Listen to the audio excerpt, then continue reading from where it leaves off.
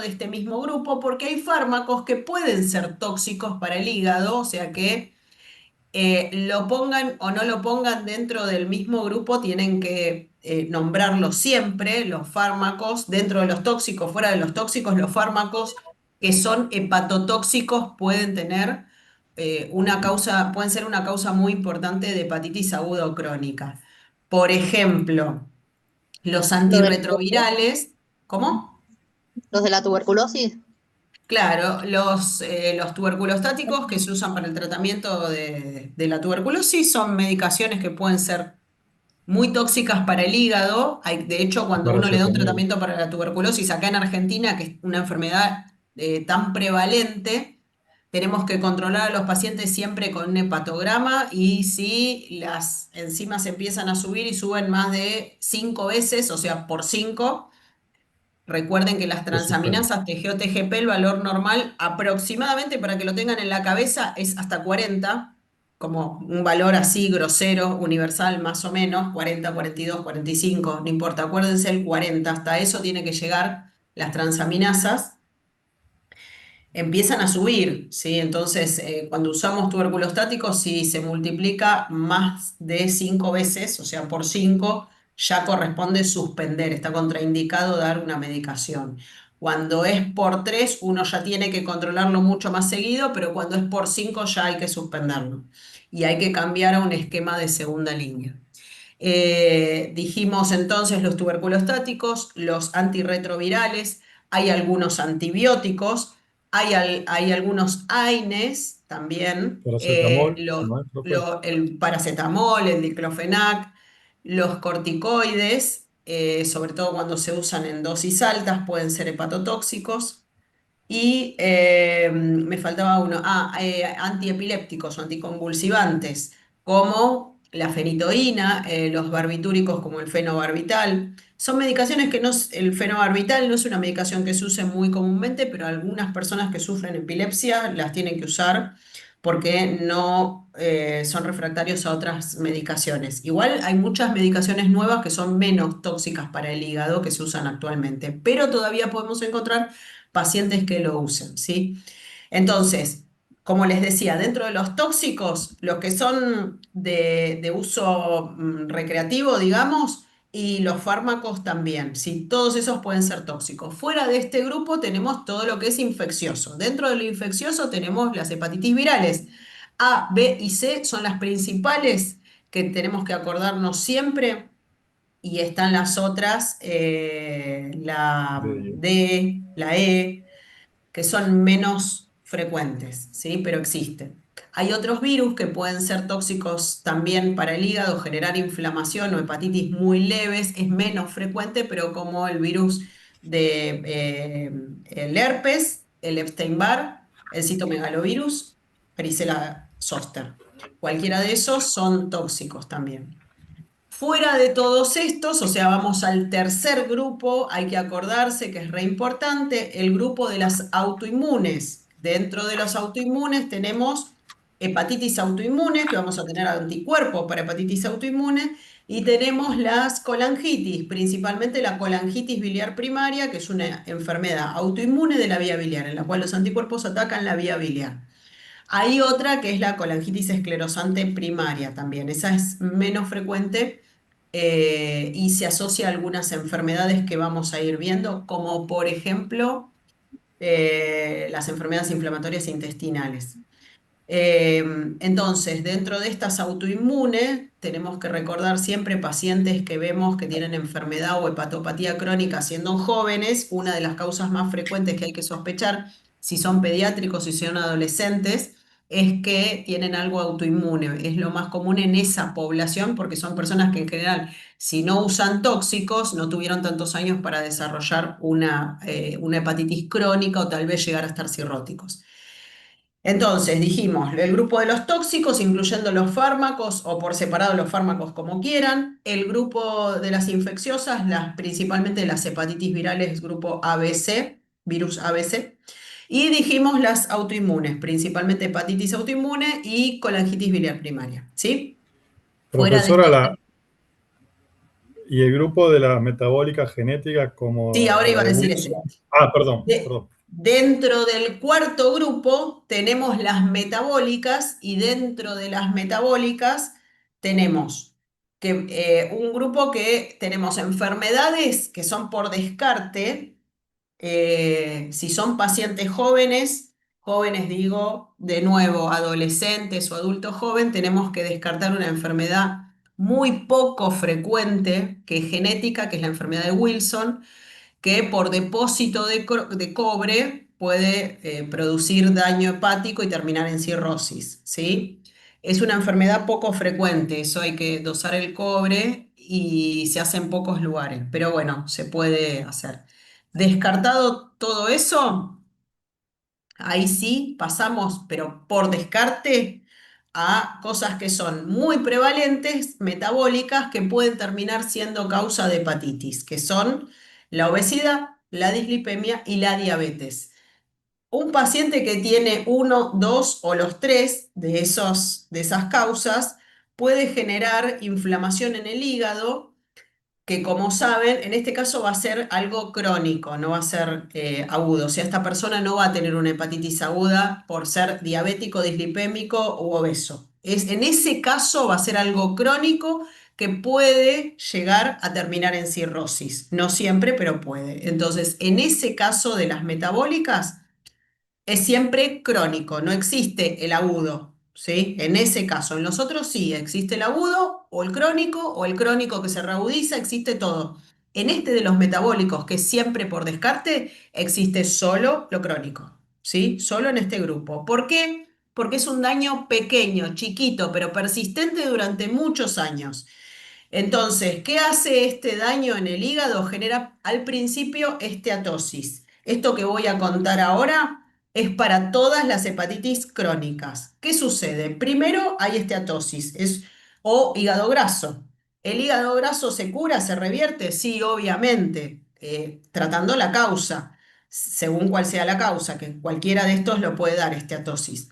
Si el daño persiste, cualquiera sea la causa, vamos a pasar a tener un poco más de daño, esteatohepatitis o incluso esteatonecrosis o ya hepatitis instalada y cuando eso se prolonga en el tiempo y la hepatitis se hace crónica, termina empezando a morirse hepatocitos y reemplazarse de a poquito con tejido cicatrizal. Ahí aparecen fibroblastos que producen colágeno, elastina, todo tejido de sostén que va a producir una cicatriz y que va a reemplazar el lugar de esos hepatocitos que se murieron, pero obviamente no cumple la función de hepatocitos porque es tejido cicatrizal, no son hepatocitos.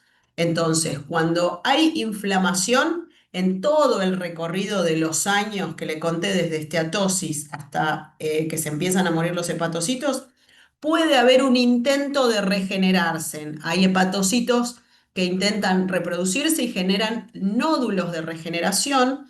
Esto a veces se ve en algunas personas que tienen esteatosis o hepatitis crónica, se ven nódulos de regeneración porque son zonas donde los hepatocitos intentaron regenerar el tejido que estaba inflamado y que hepatocitos que se murieron.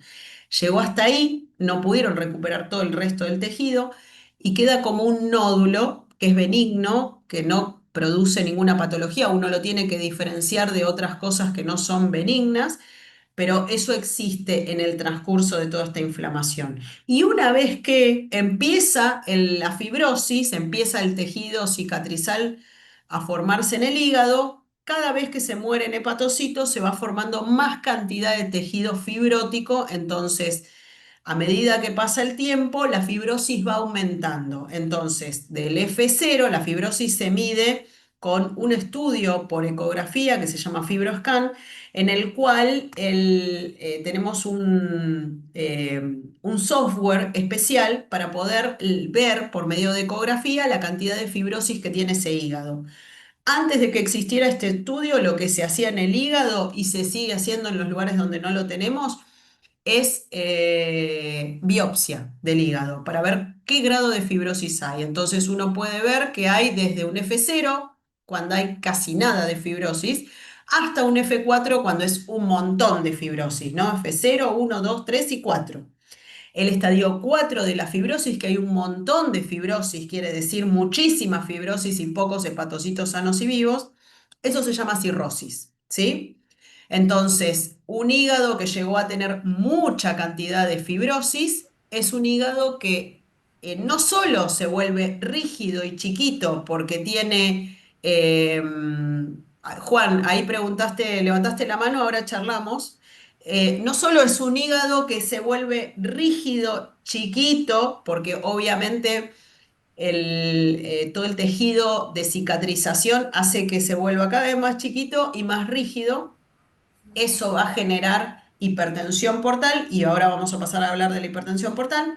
Y por otro lado, tenemos que pensar que ese hígado que le quedan muy poca cantidad de hepatocitos sanos y vivos va a tener insuficiencia hepática. Entonces tenemos que pensar en estos dos grandes grupos y saber qué consecuencias tiene cada uno de esos, ¿sí? ¿Qué es la insuficiencia hepática? Bueno, pocos hepatocitos sanos y vivos me van a generar muchas cosas. ¿Qué cosas? Primero, déficit en la síntesis. Y para esto tenemos que repasar fisiología de segundo año cuando vimos la clase de hígado. ¿Qué sintetiza el hígado? Bueno, recuerden que el hígado sintetiza las proteínas de la coagulación, por lo tanto, si están bajas, el paciente va a estar coagulopático, o sea, su coagulograma no va a ser normal y no va a estar alterado por déficit de potasio, por ejemplo, de vitamina K o de algo, no, va a estar alterado por justamente déficit de factores de la coagulación, ¿sí? Estos factores de la coagulación están de menos, los podemos medir en algunos lugares específicos y si no los podemos medir, como mínimo podemos hacer un coagulograma en estos pacientes. La otra cosa muy importante que sintetizan son otras proteínas, por lo tanto, las proteínas totales y en especial la albúmina también va a estar baja en estos pacientes, ¿sí? Otra cosa que metaboliza el hígado es el colesterol y estos pacientes no pueden fabricar colesterol, malo, bueno, lo que sea, no pueden, entonces empieza a bajar todo el colesterol en sangre. Y la otra cosa recontra importante es la capacidad de almacenamiento de los hidratos de carbono en forma de glucógeno. Recuerden que gracias a la insulina, cuando comemos hidratos de carbono, la insulina hace que distintos órganos lo puedan metabolizar. Uno de ellos es el hígado. ¿Qué hace la insulina? Hace que ciertos órganos, recuerden que era el hígado, el músculo, el tejido graso, puedan captar la glucosa. ¿Qué hace el hígado con la glucosa? Lo almacena en forma de glucógeno. Entonces, un hígado que tiene mucho tejido fibrótico y pocos hepatocitos sanos y vivos, ¿cuánto glucógeno puede guardar? Poco, ¿sí? Muy poco. Entonces, todo esto va a tener consecuencias porque va a ser un paciente que va a estar coagulopático, coagulograma alterado, va a tener poco almacenamiento de glucógeno, entonces frente a un ayuno prolongado va a ser hipoglucemias, ¿sí? Por más que tenga glucagón, que intente ir a sacar el glucógeno del hígado en el ayuno, en ese ayuno prolongado, pero el glucógeno que tiene guardado es muy poco, ¿sí? Entonces hacen hipoglucemia. La otra es dijimos el colesterol bajo y las proteínas bajas, todo esto son signos de desnutrición que lo vamos a ver en el estado clínico del paciente y generalmente empeora, por ejemplo, la hipoalbuminemia le empeora los edemas que en realidad son por otro motivo. Acá entra la otra cuestión. Esto era todo insuficiencia hepática. Ahora vamos a hablar de todo el otro gran grupo que es hipertensión portal. Acá voy a frenar. ¿Hasta acá se entendió? Sí, Juan, profe. ¿querías decir Sí, algo? profe. Sí, profe, usted dijo que hacen un estudio que puede ser el FibroScan o la biopsia. En el caso de la biopsia, ¿cómo pueden tipificar que puede ser un F1, F2, F3 si no estás, biopsias todo el hígado para saber el nivel? Porque el FibroScan debe ser mucho más exacto que la biopsia. ¿O cómo llegan al diagnóstico? Bueno, en general uno sospecha que un paciente puede tener fibrosis o cirrosis por varios motivos. Primero porque ya tiene diagnóstico de que viene con algo crónico, entonces uno lo tiene que controlar. Si uno tiene diagnóstico de que tiene algo crónico, no sé, toxicidad por alcohol, por virus C, por lo que sea, y eso es crónico, yo en algún momento lo tengo que biopsiar a esa persona, ¿sí? Si yo no lo sé y recién lo conozco, lo tengo que estudiar. Entonces, un paciente que tiene un montón de signos y síntomas de que tiene una hepatopatía crónica, puedo llegar a sospechar de que se trata de una cirrosis. Eso lo voy a confirmar, la cirrosis, de forma indirecta, mediante estudios. ¿Por qué? Porque veo un hígado chico, tengo hipertensión portal, ahora vamos a hablar de la hipertensión portal, cómo la diagnostico. Puede haber ya signos de insuficiencia hepática, entonces si tiene signos de hipertensión portal o de insuficiencia hepática, más un hígado que está con imagen, por ejemplo, ecografía o tomografía, lo que sea, la ecografía es muy buena para ver el hígado y además ve un montón de cosas.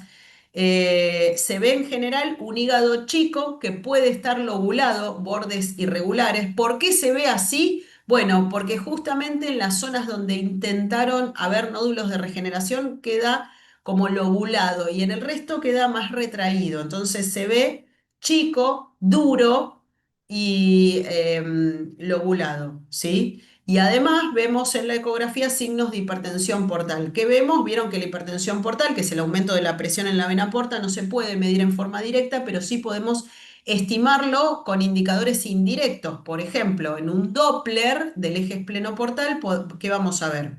Que el paciente tiene ascitis, que pueda tener esplenomegalia, que tenga circulación colateral, que nosotros al examen físico la vemos en el abdomen, pero en la ecografía también podemos ver recanalización de vasos que cuando uno nace se cierran y no deberían estar permeables. Por ejemplo, la vena esplenorrenal es una vena del feto que cuando nacemos se queda cerrada. Es lo normal. Ahora, en la hipertensión portal se recanalizan vasos porque la sangre, como no puede ir hacia la porta en forma adecuada, va a buscar otras venas que por ahí no se usaban o que eran muy chiquititas y se van a dilatar y van a formarse varices y van a circular la sangre por donde puedan, ¿sí? Varices esofágicas.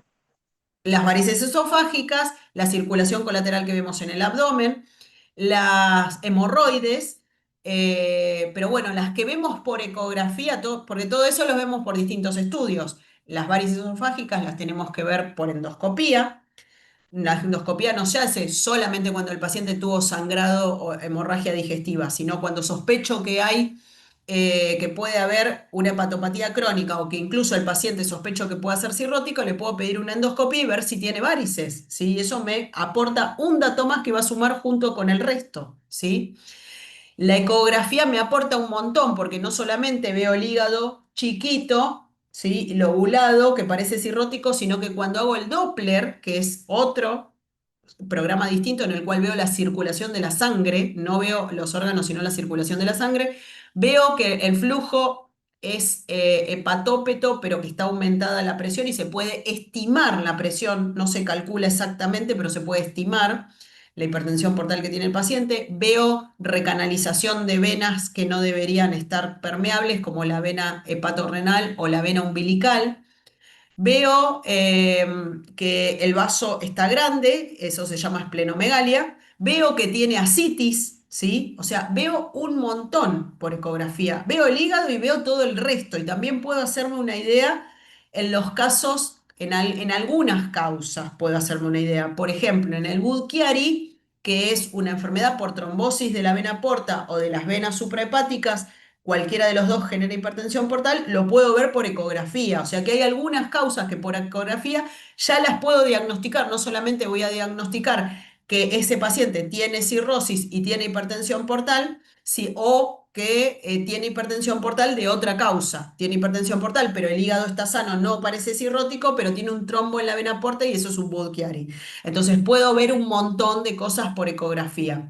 Como ven, la presión en la vena porta no se mide de forma directa, pero sí por métodos indirectos como el Doppler del eje esplenoportal puede estimar la presión en la vena porta y ver otros signos indirectos, como les dije, que el flujo a la vena porta se vea muy aumentado o incluso en vez de ser hepatópeto, o sea, hacia el hígado, que sea hepatófugo. ¿Sí? Hepatófugo es que se aleja del hígado. Cuando hay una hipertensión Por ejemplo, algo que genera una hipertensión portal muy severa, la sangre en vez de ir por la porta hacia el hígado va en sentido contrario. Eso es hepatófugo, ¿sí? Y es un Profe, signo recontra claro y avanzado de hipertensión portal. Sí, profe, ese signo que dice usted, digamos, de las circulaciones colaterales que se ve a simple vista, ese que se le llaman la cabeza de medusa, signo de cabeza de medusa. hay uno que es cabeza de medusa, que es desde el ombligo, se ve, pero hay otro que es mucho más común, que no es cabeza de medusa, que es todas las Spoiler. venas que se ven circulando por el abdomen hacia arriba. Yo lo hago acá, pero en realidad me voy a parar, miren, es acá, en el abdomen, ¿sí? Acá, lo vemos en el abdomen, acá. También puede llegar incluso hasta el tórax, pero se ve mucho en el abdomen, mucho en la pared abdominal. Es eso, la circulación colateral que digo que lo vemos al examen físico, pero también hay muchas venas que no solamente las vemos al examen físico, que las tenemos que considerar, que son las que les dije que vemos por ecografía, que en los pacientes que tienen hemorroides constatamos que tenga hemorroides, en los pacientes que tuvieron sangrado o no tuvieron sangrado le puedo hacer una endoscopia y constatar que tenga varices. Entonces, un montón de venas por las que circula la sangre busca volver al corazón. Obviamente, todos estos son signos indirectos, pero casi que me confirman el diagnóstico. Entonces, cuando yo ya hice el diagnóstico con todos estos signos, porque tiene signos de insuficiencia hepática, signos de hipertensión portal, si el paciente creo que está cirrótico, tengo que saber el grado de fibrosis que tiene para corroborar esto, ¿sí? Entonces, si puedo, le hago un fibroscan, que es menos invasivo, y si no puedo hacerlo, porque no tengo acceso, no tengo cómo hacerlo, entonces puedo hacer una biopsia, que es digamos, tiene más complicaciones la biopsia, por lo tanto, hoy en día no sería lo más indicado. Incluso en el caso de la hepatitis C, el hacer la biopsia nos sirve además para mandar una muestra, hacer genética y ver el genotipo del virus C que tiene, que eso es importante saberlo. Pero fuera de eso, no tiene gran indicación la biopsia, ¿sí? Salvo si yo no puedo hacer el fibroscan. Lo correcto, moderno, menos invasivo sería hacer fibroscan, ¿sí? Bueno, hasta acá lo que sería cómo llegamos con el daño crónico a tener un paciente con cirrosis que me va a dar dos síndromes importantes, todo lo que es hipertensión portal y todo lo que es insuficiencia hepática, ¿sí? Entonces, vamos a empezar ahora a charlar de lo que es la hepatitis aguda. La hepatitis aguda va a tener un laboratorio que puede tener un patrón hepatocelular con aumento de transaminasas y muy poquito de FAL y de bilirrubina, o un patrón colestásico. ¿Qué quiere decir colestásico? Éstasis en el colédoco, ¿sí? Obstrucción del colédoco. Entonces, ¿cuál es el patrón de colestasis? El patrón de colestasis es Para aumento alcalino. de la FAL con aumento de la bilirrubina directa, siempre predominio directa, y a eso le podemos sumar aumento de la gamma GT, que es gamma glutamil transpeptidasa, ¿sí? Bueno, puede haber transaminasas, sí, puede haber un poquito de transaminasas, ¿sí? Y más complejo aún cuando hay un patrón mixto, está todo elevado. Ahora, ¿qué es lo que predomina en las hepatitis? En general, predomina el patrón hepatocelular. ¿Por qué? Porque se dañan los hepatocitos, se mueren y liberan transaminasas hacia la sangre. Entonces, aumento de TGO y TGP en las hepatitis agudas, sobre todo en las virales, cuando un virus C o un virus B, que es el más común que puede dar una hepatitis aguda, es el causante de esa hepatitis, suele estar aumentado en más de 1000, ¿sí? O sea, transaminasas más de 1000. Eso es una hepatitis aguda. Puede llegar a tener muy aumentadas, o sea, no sé, 2000, 3000, 5000 o más, ¿sí? Es un daño muy extenso, muy, muy importante.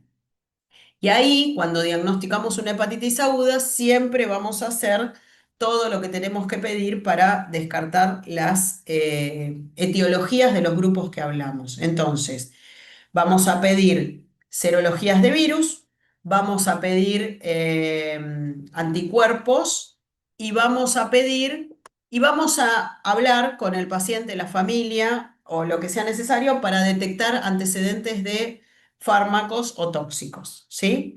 Y ahí cubrimos los tres grupos más frecuentes. Ahora, es muy importante que ustedes sepan qué tenemos que pedir del virus B y C, ¿sí? Del virus A, hepatitis A, vieron que es una hepatitis que es de transmisión más frecuentemente oral fecal en los pediátricos o adulto joven. Hoy en día hay vacunas, así que es mucho menos frecuente y suele ser una hepatitis que se autolimita como cualquier virus, cursa con ictericia, dolor abdominal, fiebre, contagia al principio hasta una semana después de que se va la ictericia y después el cuadro evoluciona bien en general. Hay un muy bajo porcentaje que pueden hacer hepatitis graves, ¿sí? Pero la B y la C tenemos que saber la serología. La más fácil, vamos a ver, ¿qué pedimos para hacer diagnóstico de la hepatitis C? Antígeno de superficie y C, anticuerpo anticuerpo. C, C, Ah, hepatitis C. el ARN puede ser. Perfecto, muy bien.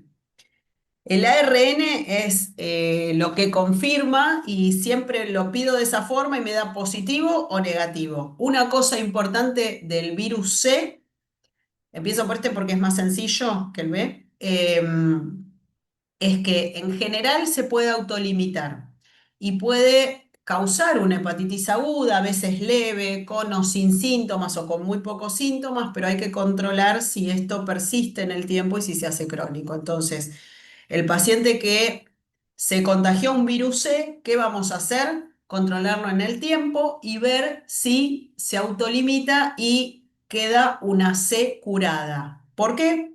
Porque el cuerpo lo puede curar y puede quedar eliminado el virus del organismo. Esto se llama clearance viral espontáneo. Lo produce el mismo sistema inmune, entonces lo tenemos que controlar a los 6 meses y al año, o por lo menos al año, pero al año corroborar que ya no haya, que sea negativo.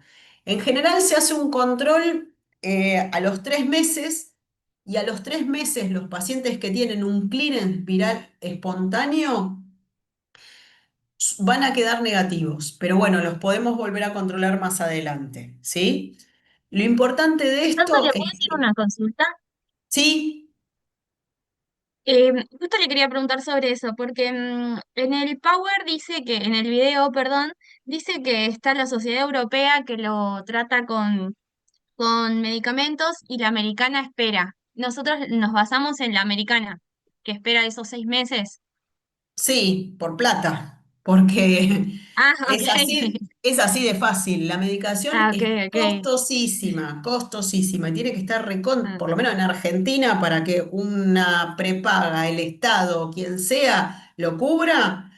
Una medicación que es tan cara tiene que estar recontra justificada. Entonces, en Argentina no nos queda otra que esperar y ver si tiene clearance viral espontáneo, que muchos se autolimitan y se curan solos, entonces no es necesario gastar al principio por lo menos, así que a los 3 meses le hacemos de vuelta el ARN, la carga viral, y vemos si bajó y llegó a cero, que es lo más común.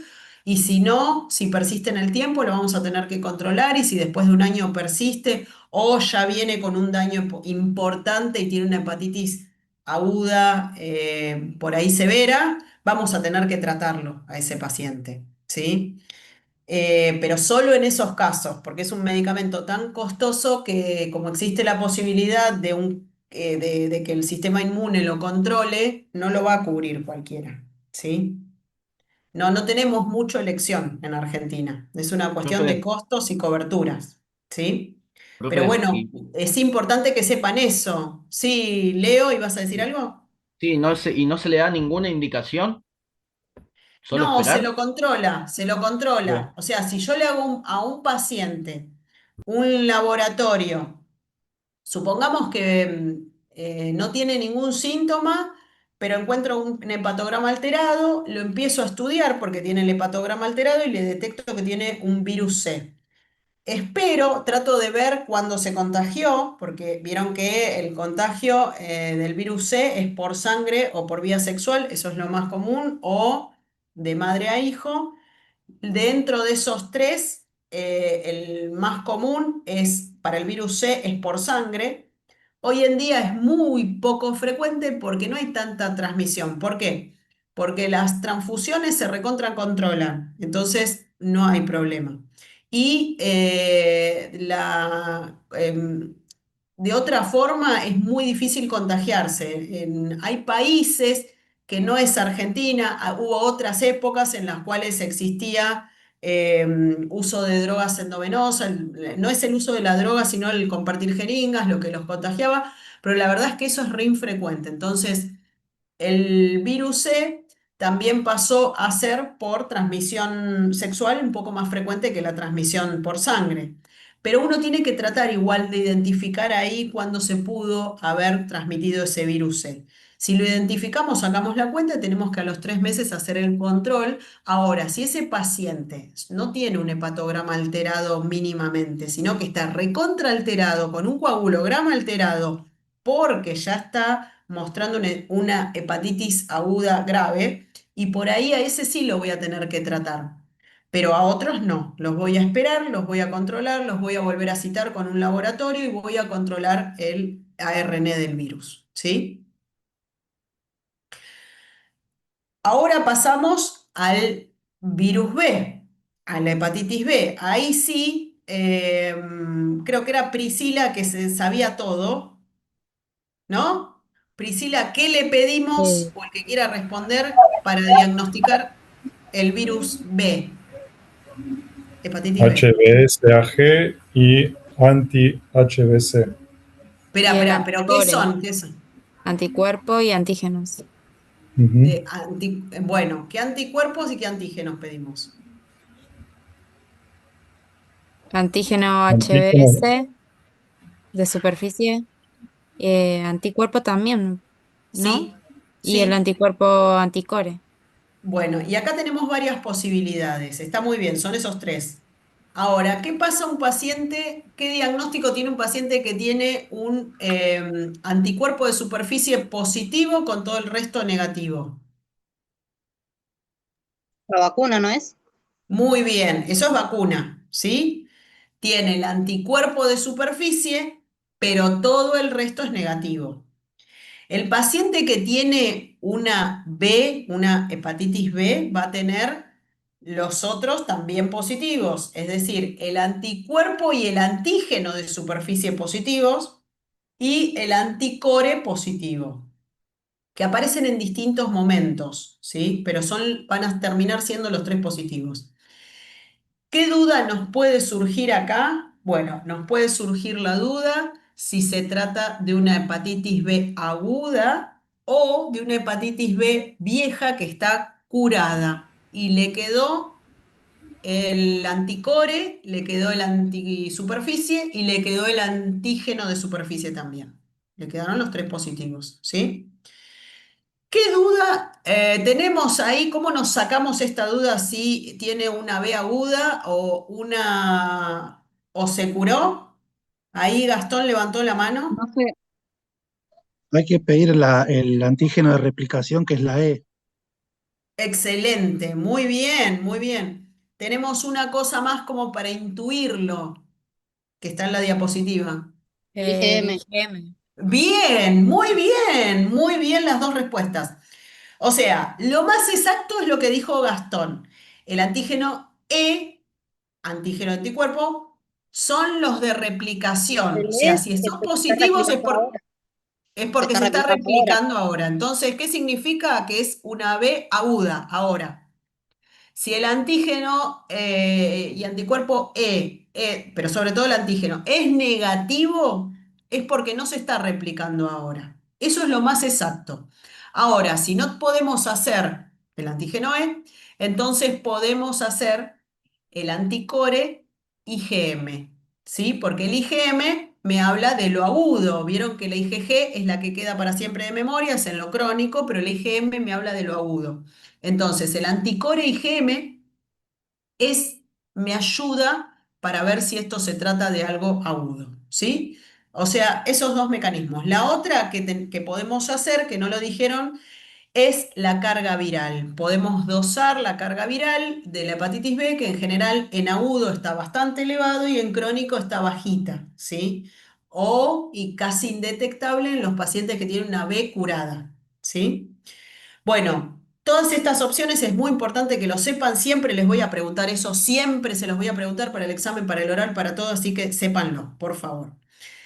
Em, Hasta acá las cosas más groseras. Una cosa más que es importante es el cuadro clínico de hepatitis. El cuadro clínico de hepatitis es un paciente que va a tener el hepatograma alterado con aumento de las transaminasas principalmente, que puede tener colestasis o no, que puede ser un patrón mixto. Infrecuentemente va a tener predominio de colestasis porque la mayoría de las veces va a tener patrón hepatocelular con aumento de transaminasas más de 1000.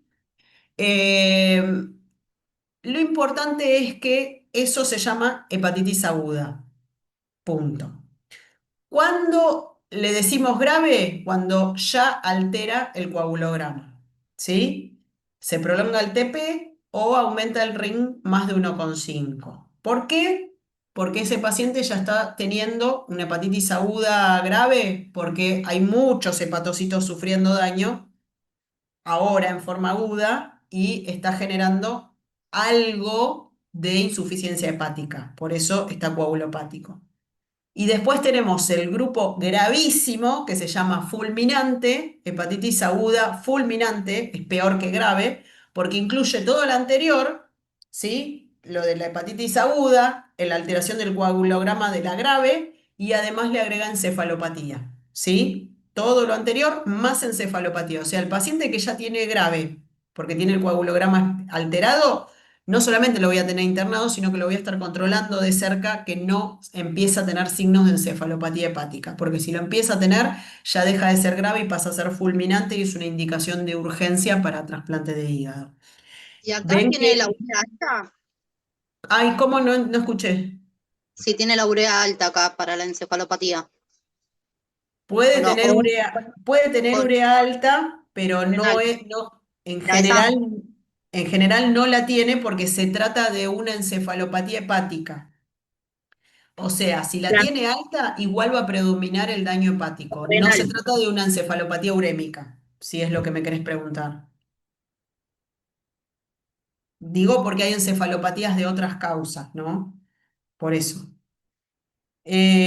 Bueno, lo importante de esto es que entiendan que la hepatitis aguda puede ser una hepatitis aguda que el paciente transite en su domicilio sin ningún problema o una hepatitis aguda grave que es con alteración del coagulograma y en ese caso lo tengo que internar porque puede terminar mucho peor, no sé hasta qué grado va a llegar a empeorar o la fulminante, que obviamente van siempre a terapia intensiva y se los controla muy de cerca porque si no empiezan a recuperarse de ese daño y no tienen contraindicaciones, es necesario trasplantarlos de urgencia, ¿sí? Fíjense como no solamente tiene indicación de trasplante un paciente que está cirrótico a largo plazo, después de mucho tiempo de daño de ese órgano, empezó a tener signos clínicos de hipertensión portal, de insuficiencia hepática, nos dimos cuenta que estaba cirrótico, le hicimos los estudios y en su evolución cada vez va peor.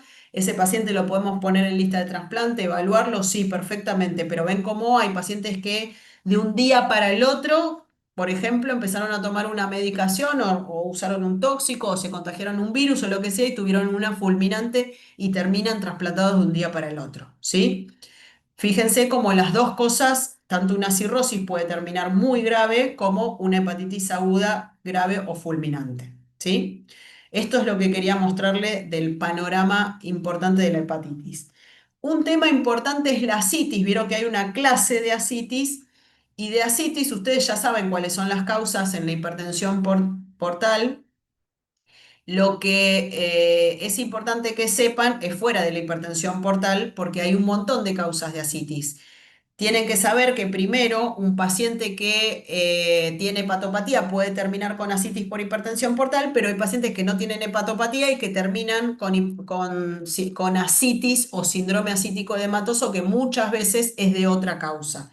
Entonces, cuando nosotros vemos un paciente con ascitis, y acá salimos del hígado, ¿no? Salimos del hígado. Paciente que por primera vez tiene ascitis en su vida, ya saben todo lo del examen físico que hicimos en clase, cómo lo buscamos, cómo lo revisamos, cómo lo examinamos, cómo lo sospechamos, cómo confirmamos que se trata de ascitis, ¿sí?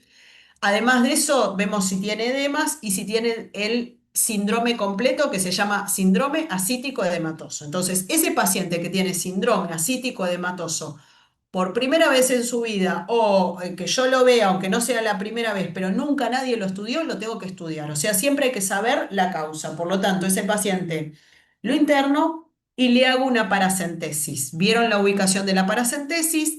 Que es del lado izquierdo, en una línea imaginaria que va entre la cresta ilíaca anterosuperior del lado izquierdo hasta el ombligo, la unión del tercio externo con los dos tercios internos. En ese lado, en ese lugar se hace la punción o paracentesis para diagnóstica, no evacuadora, sino diagnóstica. Extraemos una jeringuita con líquido acítico y esto, que es muy importante, se hace siempre sin evaluar el coagulograma y si está alterado, porque supongamos que era por cirrosis, sin corregir el coagulograma, porque es un procedimiento que es de bajo riesgo, con cuidado y bien hecho, no produce complicaciones graves. Entonces, apenas lo diagnosticamos, lo internamos, le hacemos la paracentesis, sacamos un poquito de líquido. ¿Y qué pedimos en ese líquido?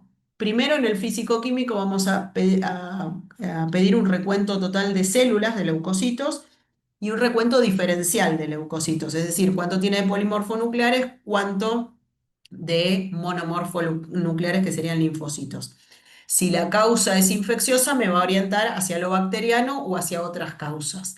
La otra cosa que tengo que pedir es la albúmina en el líquido acítico, que nos va a servir para calcular el GASA. Y esto lo tienen que saber todos.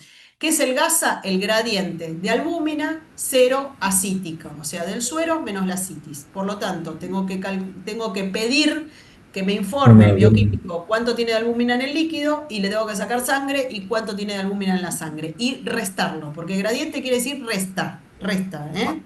Gradiente de albúmina en el suero menos la citis. O sea, la albúmina del suero menos la albúmina de la citis, eso se llama gasa.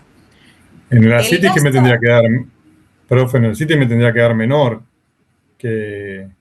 sí, el de la citis da siempre menor, pero a veces da un poquito más bajo que el del suero y a veces da mucho más bajo que el del suero. Entonces voy a tener un gradiente, una diferencia que es muy chiquita, o una diferencia entre los dos que es más grande, ¿sí? Entonces, ¿qué pasa cuando tengo hipertensión portal? Voy a tener un GASA mayor a 1,1, ¿sí? Entonces, ¿cuál es el punto de corte que me divide los dos grandes grupos? Y esto lo tiene que saber y también se los voy a tomar.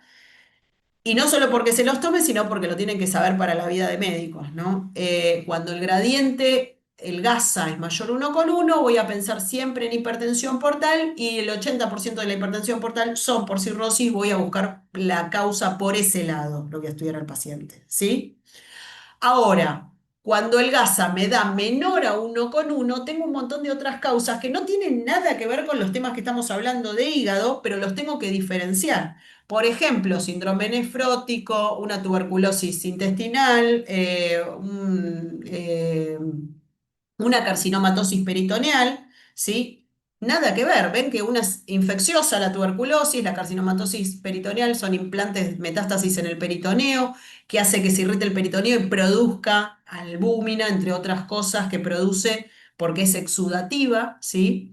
Entonces, en esos casos que el GASA me da menor a 1,1, tengo que buscar otras causas, otras causas. Y en los casos que me da mayor a 1,1, la mayoría es por hipertensión portal, ¿sí?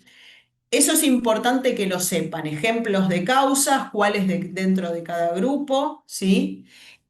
Y una vez que yo diagnostiqué que ese paciente tiene un síndrome ascítico hematoso, que la ascitis de ese paciente está causada por tal cosa, no solo tengo que hacerle tratamiento, sino ir controlando la causa y la evolución de esa causa. Pero no tengo que volver a calcular el GASA todo el tiempo. El GASA se hace una vez cuando lo diagnostico y ya es suficiente para saber la causa, porque lo que estoy buscando es la causa. Una vez que lo identifique, voy a hacer tratamiento de esa causa. Si tiene una tuberculosis, le voy a poner tratamiento para la tuberculosis. No sé si tiene cáncer, voy a hablar con el oncólogo a ver qué se puede hacer. Es según, si tiene un síndrome nefrótico, buscaré la causa del síndrome nefrótico, ¿sí? Y si es cirrótico, acá volvemos al grupo que estamos nosotros ahora estudiando, ¿sí? Pero fíjense cómo eso es re importante. Ahora, dentro del grupo que estamos nosotros, supongamos que el paciente tiene hipertensión portal, tiene un gasa mayor a 1,1. Perdón, la otra cosa que podemos hacer en el líquido acítico, cuando sospechamos que está infectado, mandar una muestra para cultivo y a veces también se puede hacer PCR de tuberculosis, o sea, PCR quiero decir reacción en cadena de la polimerasa para Mycobacterium, ¿sí? Cuando, digamos, del gasa menor a 1,1 dentro de ese grupo puedo pedirlo y llegar al diagnóstico también con eso o cultivos. Y a veces citológico también. Citológico, por ejemplo, en el caso que sospecho neoplasia o carcinomatosis peritoneal. Todo eso se puede hacer. Pero bueno, volviendo al grupo de la hipertensión portal, por ejemplo, el cirrótico que tiene ascitis, clasificamos la ascitis en distintos grados. Una ascitis que puede ser grado 1, 2 o 3, ¿sí? Según la cantidad de líquido que tenemos. En general, en la 2 tiene moderada cantidad, en la 3 ya tiene bastante y se puede punzar. El tratamiento, vieron que se hace con restricción de sodio y diuréticos, y además ya se va evaluando si el paciente es cirrótico, en qué estadio de la cirrosis está y todo el resto. Ahora, hay pacientes que no responden al diurético porque le pongo el diurético y siguen teniendo ascitis y no responden al diurético. Esos se llaman ¿cómo? Asitis, Refractaria. muy bien, refractaria, que es distinto de la asitis intratable. ¿Por qué? ¿Cómo es intratable?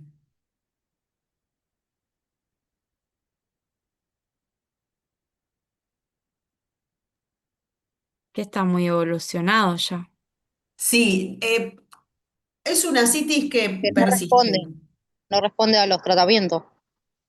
No, esa que no responde a los tratamientos se llama refractaria, ¿sí? Le pongo el diurético, le hago restricción de sodio y no responde. Sigue teniendo un montón de asitis, lo tengo que punzar cada 2 por 3 para evacuarle un montón de litros porque con el tratamiento médico no responde. Esa es la refractaria. La intratable es, le pongo los diuréticos y le genera efectos adversos tan graves.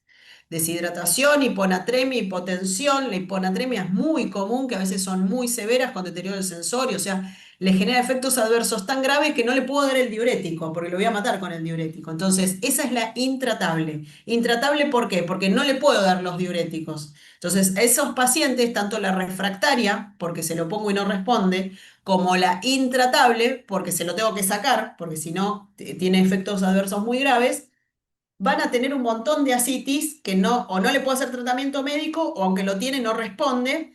Entonces van a tener igual un montón de asitis y se van a tener que evacuar seguido la asitis. En esos casos son casos muy avanzados que en general ya están en lista de trasplante. Y si están en lista de trasplante, esto de la asitis que es necesario por cualquiera de los dos motivos, por intratable o por refractaria, evacuarlo muy seguido porque tiene un montón de asitis y hay que evacuárselo todo el tiempo. Eso le suma puntos también para el trasplante, ¿sí? Es uno de los criterios. No hace falta que lo sepan, eso es un detalle que yo les cuento, pero quiero decir, son asitis, pacientes muy avanzados con una cirrosis, o sea, le queda nada de hígado. Bueno, con la asitis no sé si tienen alguna duda, porque no es un tema complicado, pero hay ciertos detalles que tienen que saber.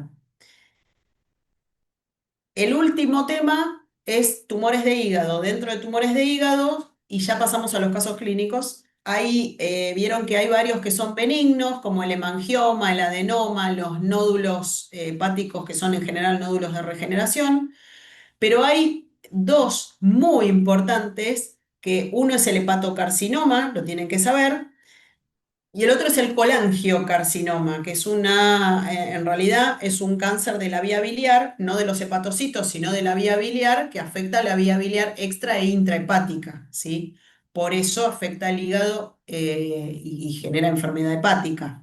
Pero en sí no están afectados los hepatocitos, sino lo que está afectado es la vía biliar, intra y extrahepática.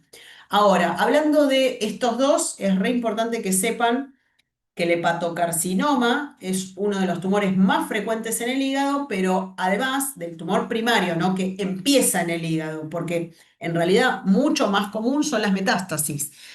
Pero las metástasis es secundarismo de otro órgano, por ejemplo, no sé, un cáncer de colon, de páncreas, de estómago, que me da metástasis en el hígado, ¿sí? Eso es muy frecuente. Fuera de eso, los tumores primarios de hígado se inician en el hígado, el más frecuente es el hepatocarcinoma. Pero no es, en general, es casi inexistente en un hígado sano. La mayoría de las veces aparece en hígados enfermos. No hace falta que esté cirrótico el paciente, tal vez con una hepatopatía crónica que no llegó a cirrosis todavía, puede tener hepatocarcinoma. Entonces, los pacientes que tienen hepatitis crónica, especialmente por virus B o virus B más HIV, o que tienen cirrosis, siempre les tengo que hacer algún estudio de imagen y alfa-fetoproteína cada 6 meses para controlarlos, porque sé que en su evolución puede aparecer hepatocarcinoma si es que no lo tiene al momento de conocer al paciente, ¿sí? O sea que cualquier nódulo que veo en una imagen en un paciente que tiene cirrosis o que tiene hepatopatía crónica, siempre tengo que ir a descartarle el más frecuente que puede tener ese paciente con cirrosis o con hepatopatía crónica, que es el hepatocarcinoma. ¿Por qué? Porque el hepatocarcinoma es casi el 100% en hígado enfermo, casi cero en hígado sano. ¿Sí? Y de los tumores primarios del hígado es el más frecuente, pero no es en hígado sano, ¿sí? Entonces, la alfa-fetoproteína es un marcador tumoral que no me sirve solo para el diagnóstico, pero, o sea, aislado quiero decir, pero sí con otras cosas. Primero, que se va a tratar de un paciente que tiene hepatopatía crónica o cirrosis. Segundo, que la alfa-fetoproteína va a estar alterada y ahora vemos los valores. Y tercero, que va a tener una imagen compatible y vamos a hacer el diagnóstico con esas tres cosas, ¿sí? Entonces, ¿cómo es la alfa-fetoproteína? En general es bajita, menos de 20, 25. En estos pacientes va a estar aumentada, no un poquito, suele estar más aumentada de 400 y es muy sospechosa y en general más de 1000 le pongo el sello, ¿sí? O sea, si está aumentada más de 400 junto con las otras dos cosas, listo, ya hago diagnóstico. Y si es más de 1000, ya están. A veces ni siquiera la imagen, ¿sí? Pero bueno, le hago las tres igual. Es muy patognomónico, más de 1000, de que es hepatocarcinoma y ninguna otra cosa. La imagen, ¿qué le tengo que pedir? Más allá de que yo le haya hecho por ahí una ecografía al principio y vi el nódulo, le tengo que pedir una tomografía trifásica. Esto es con contraste endovenoso, no necesito oral para ver el hígado, necesito solo endovenoso y el endovenoso va a ser, le van a mirar las imágenes en tres tiempos. Le van a mirar el tiempo venoso, perdón, el tiempo arterial, el tiempo venoso y el venoso tardío. Van a ver cómo pinta y lava, ¿sí? El contraste, que eso se llama washout, que es lavado, y tiene un comportamiento característico en la tomografía trifásica, ¿sí? Pero se llama trifásica por eso, porque mira, cuando le ponen el contraste endovenoso, miran como el nódulo le capta el contraste y luego se lava, ¿sí? Tiene que ser trifásica, porque hay otros tipos de tumores, como el hemangioma, que es un tumor benigno, es una malformación vascular, que se ve como un nódulo, se ve parecido, pero cuando hacemos la tomografía trifásica, el comportamiento con el contraste es re diferente porque realza más periféricamente, es diferente el comportamiento con el contraste. Esto es lo típico, por eso es importante que sea ese tipo de tomografía y no otro, o sea, no una tomografía sin contraste, no una con contraste común, sino una con contraste trifásica. Tiempo arterial, venoso, venoso tardío, ¿sí? Bueno, Dicho esto, tengo que decir una cosita más del hepatocarcinoma, que es un tumor muy maligno, que si lo encontramos a tiempo, tiene un tratamiento que podría llegar a ser curativo, sobre todo si está localizado solo en el hígado, porque más avanzado puede dar metástasis en muchos órganos. Y en el hueso es uno de los más comunes donde da y es re difícil el tratamiento y paciente que además tiene el hígado enfermo, es re difícil hacerle quimioterapia, entonces es muy difícil cuando ya tienen metástasis. En general no se curan en esos estadios. Ahora, cuando está localizado en el hígado y tiene poca cantidad de nódulos, en general menos de 3 o uno grandote, se puede hacer tratamiento o se puede hacer directamente un trasplante de hígado si el paciente tiene la indicación por la cirrosis, ¿sí? Juan, ¿ibas a decir algo? No, eso, si se podía hacer trasplante hepático en estos Se casos. puede, sí, hay ciertos criterios para incluirlo en trasplante, ¿sí? Si el tumor, si el hepatocarcinoma es uno solo, o si son dos o tres, pero en una misma región, puede ir a trasplante directamente y con el trasplante no solamente se cura la cirrosis, sino el cáncer, o sea, el hepatocarcinoma. Ahora, si tiene más zonas del hígado con más nódulos de hepatocarcinoma o tiene un hepatocarcinoma difuso, ahí ya no se puede, entonces lo que se hace es, o tal vez se intenta en algunos casos el tratamiento dirigido con quimioembolización, porque tiene, qué sé yo, dos acá y dos en el otro lóbulo, en el lóbulo derecho, en el lóbulo izquierdo, entonces están separados, no es lo mismo. En ese caso se puede hacer eh, quimioembolización o en algunos casos hepatectomía, pero quimioembolización se puede hacer y después de eso, si la evolución es buena, tal vez someter a un trasplante de hígado. Pero bueno, hay ciertos ¿Hay, al- criterios. Ahora, cuando está hay fuera del algún, hígado, no. no, hay Sí. algún tamaño que de alguna manera determine que haya fuga celular y ya tenga metástasis sin saberlo? Digamos, No, o antes de ir al trasplante se hace búsqueda de metástasis. sí, siempre. Sí, sí, sí, totalmente. Cuando uno encuentra en el hígado, siempre tiene que estadificarlo igual que cualquier cáncer, porque no sabemos si lo que encontré es solo lo del hígado o el paciente tiene en el resto del cuerpo. Entonces, hay que pedirlo. Pablo levantó la mano. O sea, hacemos igual que los otros, tomografía, ¿se acuerdan de cuello, tórax, abdomen y pelvis con contraste oral y endovenoso? ¿Pablo? Sí, profe, mil disculpa que le pregunte algo que acaba de decir. Entonces buscamos la alfa-fetoproteína, una imagen compatible y me perdí el tercer ítem. El tercer ítem es paciente con hígado enfermo, es decir, cirrótico o con hepatopatía crónica. Por ejemplo, por virus C. Esos son los más comunes. Paciente que ya está cirrótico de cualquier causa o paciente que tiene un virus C crónico. ¿Sí? Gracias. Esos son los más frecuentes de todos. De nada. Bueno, y siempre estadificarlo, o sea, el diagnóstico con los tres lo hacemos. Vieron que no necesitamos biopsia. ¿Por qué? Porque con estos tres datos es muy patognomónico y además porque la biopsia en estos pacientes es riesgosa, por dos motivos. Primero, porque punzar el hígado no es el mismo riesgo de sangrado que punzar una citis. El hígado sí puede sangrar mucho cuando lo punzamos en un paciente que está coagulopático, entonces el riesgo es muy alto. Y la otra es que haciendo una punción, cuando salimos con la muestra, si se trata de un tumor maligno, podemos ir sembrando en toda la pared abdominal células del tumor. Entonces generamos metástasis, secundarismo que tal vez el paciente no lo tenía. Entonces, por ese motivo no se hace biopsia, ¿sí? Primero que con estos tres datos es patognomónico de hepatocarcinoma. Y segundo, que tiene mucho riesgo para poco beneficio tener la biopsia. Entonces, son excepciones los casos que se hace biopsia. En general se hace siempre el diagnóstico con estos tres datos y luego pasamos a la estadificación. Una vez que lo estadificamos, ahí decidimos cómo avanzar con el paciente. ¿Sí? Si se entendió esto, paso al último temita, que es dentro de los tumores de hígado, el colangiocarcinoma, que es el que les dije que es el menos frecuente. El colangiocarcinoma, que es un tumor de la vía biliar, es un tumor muy agresivo, muy malo, en general es de re mal pronóstico.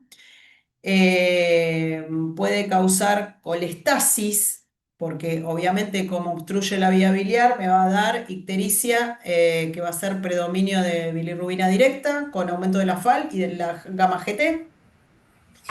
O sea que el paciente puede llegar incluso a tener un coledociano, no siempre, porque como la obstrucción es lenta, va obstruyendo de a poco. En general el coledociano lo producen las obstrucciones que son agudas, por ejemplo, un cálculo que tapó la vía biliar. Eso me produce un coledociano. En cambio, en un tumor que viene creciendo en la vía biliar, inflamando la vía biliar y obstruyendo de a poco, es raro, pero puede llegar a producir un coledociano. Lo que sí, si no tiene coledociano, va a tener ictericia, aunque no tenga el coledociano completo, va a tener ictericia y esa ictericia va a ser de predominio directo con un patrón de laboratorio que va a ser de colestasis, FAL, gamma GT y bili directa, ¿sí? Con casi nada de transaminasas, aunque cuando ya está avanzado puede tener algo de transaminasas también, pero siempre predomina la colestasis. ¿Qué sucede en estos pacientes? Tengo que, obviamente, si veo patrón de colestasis o incluso, además del patrón de colestasis en el laboratorio, ya tengo un coledociano, tengo que ir a estudiar la vía biliar. Porque ¿de qué me habla el coledociano? De que hay enfermedad del colédoco. Entonces voy a ir a estudiar la vía biliar. ¿Qué estudio hacía para la vía biliar? Que ya lo hablamos esto. Una CEPRE, Excelente, muy bien. ¿Qué es la CEPRE? una colon- Colangiopancreatografía retrógrada endoscópica, ¿sí? Entramos por una endoscopía a la vía, al tubo digestivo, esófago, estómago, duodeno, y en el duodeno vemos la papila, que es la salida del, recuerdan que era colédoco y Wirsum, terminan en ampolla de Vater, papila, esfínter de Oddi. Entonces, ahí se hace una papilotomía. ¿Qué es la papilotomía? Es cortar los dos costaditos, ¿sí? Los dos costaditos, tajito acá, al lado del esfínter, ¿sí? Y abrimos la papila. Eso descomprime un montón. Muchas veces si había bilis que estaba, si hay colangitis y la bilis está purulenta, ya eso drena la vía biliar, drena el pus, drena la bilis, drena el barro biliar o lo que sea, drena un montón, la papilotomía drena un montón y además abre esa región para poder entrar. Entran con el endoscopio un poquito, no mucho más. Se ven con el endoscopio las paredes del colédoco, entonces se puede ver irregular infiltración, cosas que haga sospechar al endoscopista que eso se trata de una neoplasia. Se pueden tomar biopsias y si no se pueden tomar porque ya está muy cerrada la vía biliar, por lo menos a veces se puede hacer un cepillado y obtener células y esas células mandarlas a citología. Lo ideal es siempre tomar biopsia si se puede en el momento, ¿sí? Entonces me sirve para hacer diagnóstico, para desobstruir la vía biliar, para obtener muestras para anatomía patológica e incluso cuando la sospecha es que está infectada la vía biliar porque se ve purulenta, porque el cuadro clínico hace sospecharlo, se puede tomar una muestra incluso para cultivo también, ¿sí? Ese es el estudio que hay que hacer.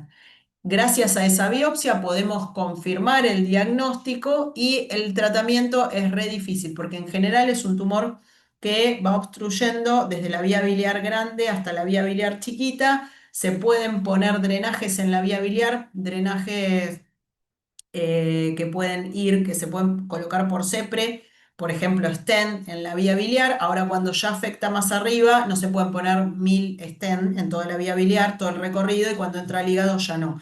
Cuando es más arriba la obstrucción, se puede poner en forma percutánea, o sea, por la pared abdominal, algún que otro drenaje, hasta que llega un momento de avance de la enfermedad que ya es intratable. En el medio, cuando logramos que el paciente drene la bilis, y baje la bilirrubina, cuando tienen menos de 5, menos, perdón, de 3 de bilirrubina, pueden hacer quimioterapia. Si no logramos que llegue a eso, no podemos hacer quimioterapia ni siquiera porque en general se usan drogas que son hepatotóxicas, pero tratamos de mejorarlo para que darle una ventana de tiempo que pueda hacer quimioterapia al paciente.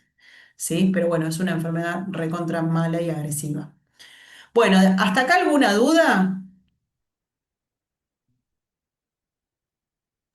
No, Voy a profe. avanzar entonces, ya que resumimos los 3 temas. Voy a avanzar con los casos clínicos. Así los vamos charlando. El primero dice, usted recibe en el consultorio un paciente varón